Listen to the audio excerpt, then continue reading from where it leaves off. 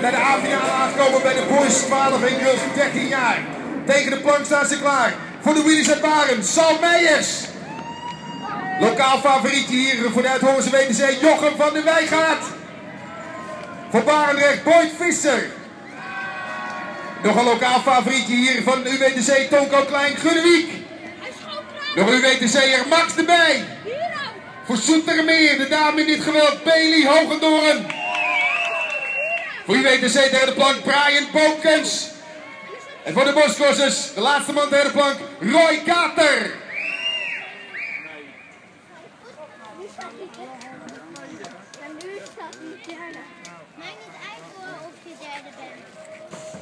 Bailey Hogendoren aan de binnenkant, die moet het opnemen tegen al die mannen, maar ze is snel hoor. Ze is snel van de startplak weg. Er zijn er twee mannen van het team die er nog voor zitten. Maar Bailey Hogendoren sluit aan als derde. De bocht en daar gaan we kijken. Oh, er wordt zo links en rechts eventjes ingehaald. We gaan kijken. De mannen aan de leiding. De bocht uitdraaien en zien we ze komen. Het is daar Roy Kater en Brian Boomkens.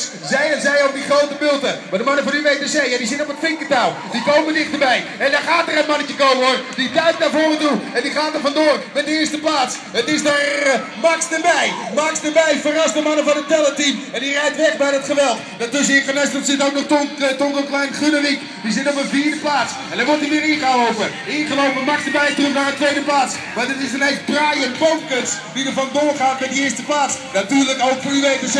Deze man kent deze baan ook als geen ander. Mooi gedaan, Brian Boomkens door naar een eerste plaats. Alright.